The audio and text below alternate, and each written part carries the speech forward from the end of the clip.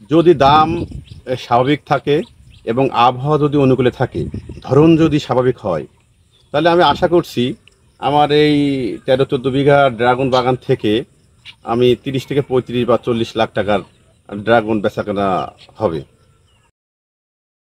Electronics engineering বিভাগে ডিপ্লোমায় লেখাপড়া করেন JM রিয়াজ মোরশেদ।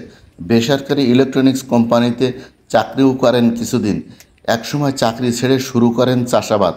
প্রথমে 1 বিঘা, দ্বিতীয়বারে 12.5 বিঘা জমিতে ড্রাগন চাষ শুরু করেন, আর এতেই বাজিমাত। মোরশেদ যশোরের ঝিকরগাছা উপজেলার পৌর সদরের কৃষ্ণনগর গ্রামের মোহাম্মদ মোজাম আলীর ছেলে।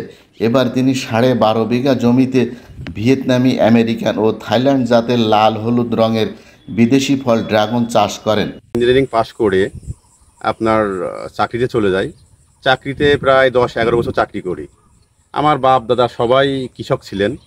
কৃষির প্রতি আমার আগের থেকে দুর্বলতা ছিল। তা আমি চাকরি ছেড়ে দিয়ে এসে বাসায় চলে আসি।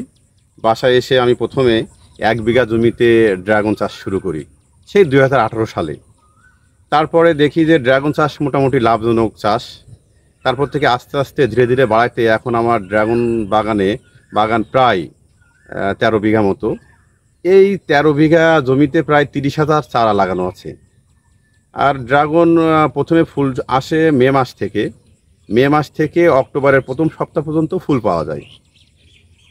এই ফুল প্রায় 7-8 বার এই ড্রাগন গাছে ফুল আসে, আর ফল হারভেস্ট করা যায় নভেম্বর বা ডিসেম্বর পর্যন্ত।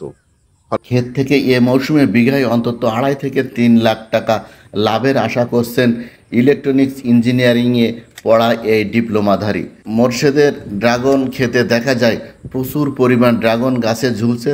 প্রথম পর্বে ড্রাগন গাছে ধরেছে, পর্যায়ক্রমে সেপ্টেম্বর অক্টোবর মাস পর্যন্ত গাছের ড্রাগন ধরবে। আকারে অনেক বড়।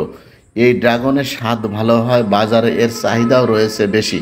যে ড্রাগনে আগে রোগবালাই কম ছিল, এখন রোগবালাইটা বেশি আসছে, বিশেষ করে পোকার আক্রমণ।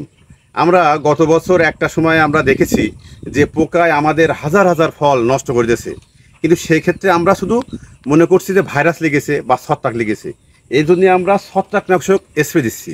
কিন্তু যে রোগে যে ওষুধ আমরা দিতে পারি নাই, সেটা কিন্তু ছত্রাকের আক্রমণ ছিল না, সেটি ছিল পোকার আক্রমণ।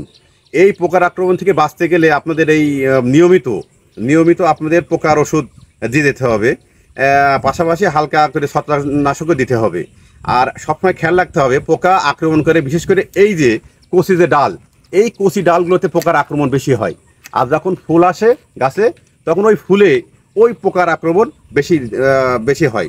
আমি যেমন দেখলেন ওই যে কচি ডাল আমি কেটে দিচ্ছি এই মুহূর্তে, আরও এখন বর্ষার সিজন, এই মুহূর্তে এই কচি ডাল রাখা যাবে না।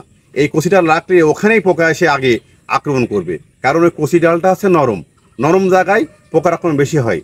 এই জন্য আমি ড্রাগন চাষি ভাইদের বলি যে আগে ড্রাগনের যে রোগ ছিল, সেই রোগটা এখন সেই তুলনায় এখন অনেক রোগ বেশি।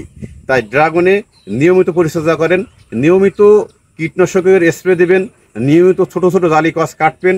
ফুল আসার সঙ্গে সঙ্গে একটা ছত্রাকনাশক সাথে কীটনাশক দিয়ে সমস্ত বাগান ভিজিয়ে দেবেন। তাহলে কিন্তু আপনারা এই পোকার আক্রমণ বা এই ছত্রাকনাশকের আক্রমণ থেকে অবশ্যই আপনারা রক্ষা পাবেন। অন্যথায় এত বেশি খরচ করে আপনারা কিন্তু আশানুরূপ রেজাল্ট পাবেন না।